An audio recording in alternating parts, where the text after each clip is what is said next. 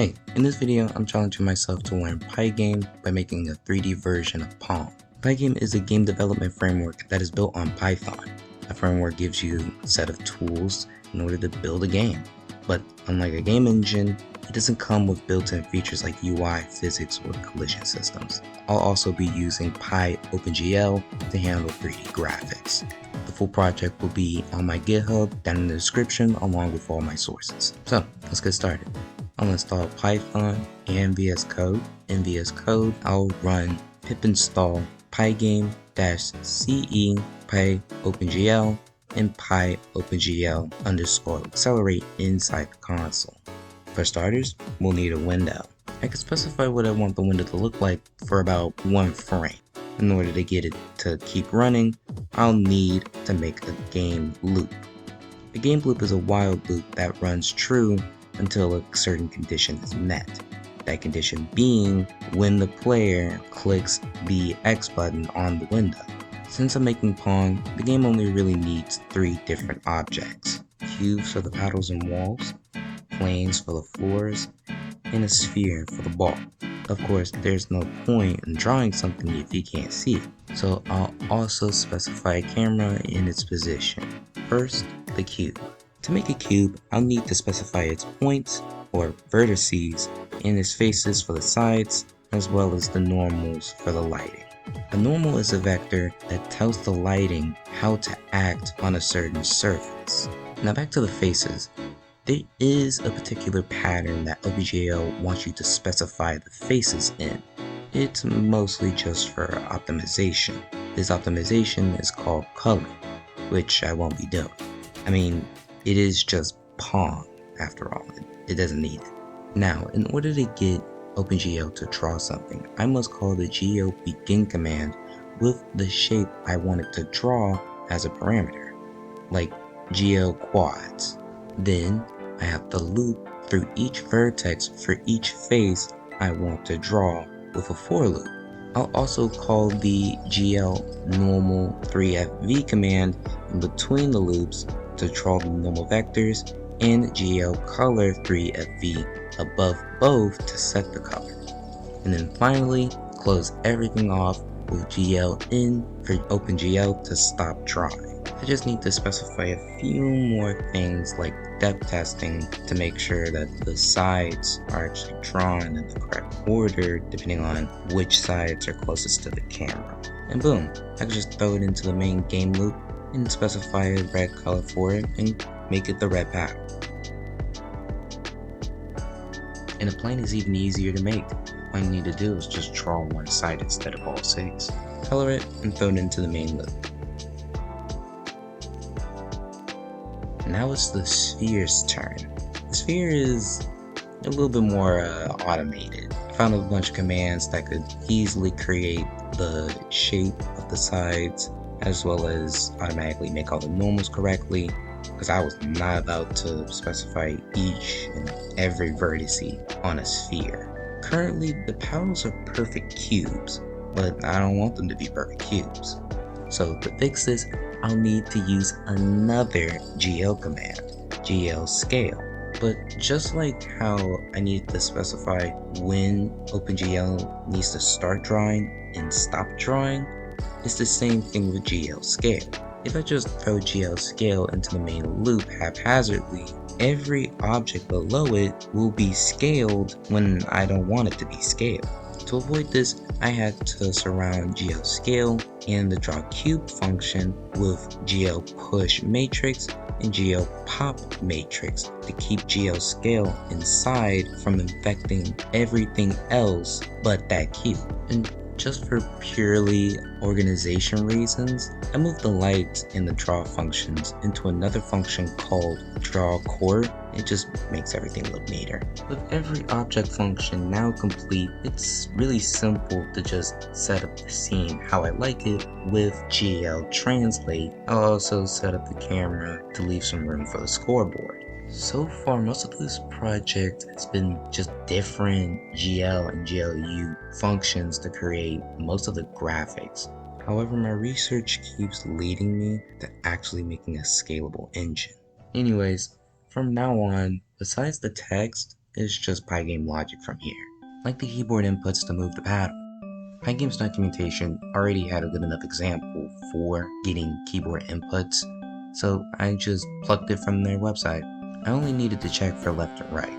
I'm trying to make Pong, not curveball. Since we're dealing with variables that need to be updated and tracked, I'll just specify several different variables that can be easily subbed out with the arbitrary ones I've already set, like red paddle position or red paddle speed.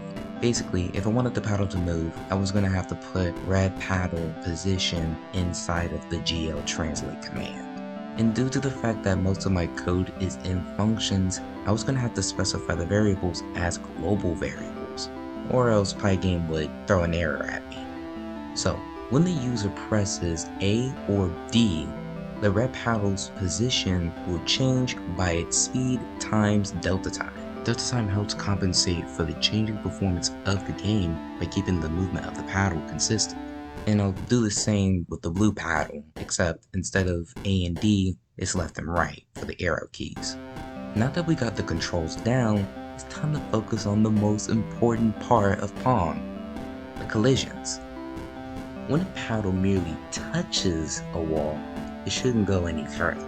So let's start with the left one. We need to find the minimum size of the red paddle and the maximum size of the left wall.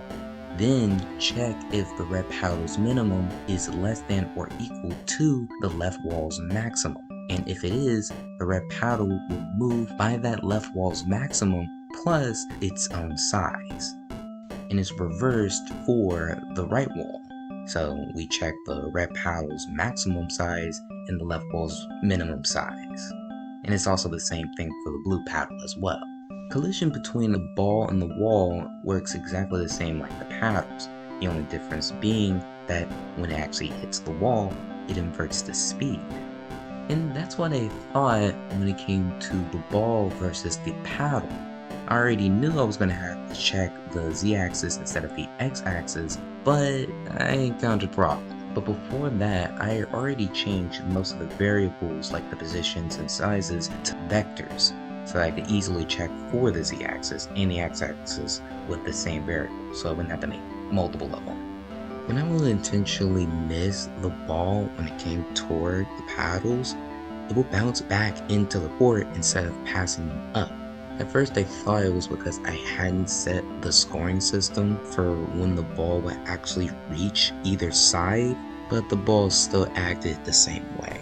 So from what I can see, it seems like I'm telling the ball that the size of the red paddle is infinite, since I'm just checking the z-axis of that side of the red paddle. So I'll need to check for both sides of the red paddle to tell the game where the red paddle starts and ends, so the ball can actually pass it up. And it mostly works. I'm just gonna move on to working on the scoreboard now. Just like the controls, Pygame's website also has an example for drawing text with OpenGL. The only thing I needed to change was the toString to 2 bytes, as toString had became deprecated. It was pretty easy to specify the text's color and its size, as well as the variables that will be fed into the text so it can update depending on which player scores. The win con is extremely simple, because it's Pong. The first player to score 6 points wins. When a player actually reaches 6 points, everything will essentially freeze as a variable called game over will become true. The game only runs if game over is false. If you want to play the game again without closing out the window and rerunning it again, I froze everything but control over the spacebar. So all I need to do is just press the spacebar to reset the whole game, even if game over is false. We're almost finished. I changed the title and icon of the window, and I even changed the icon to the thumbnail.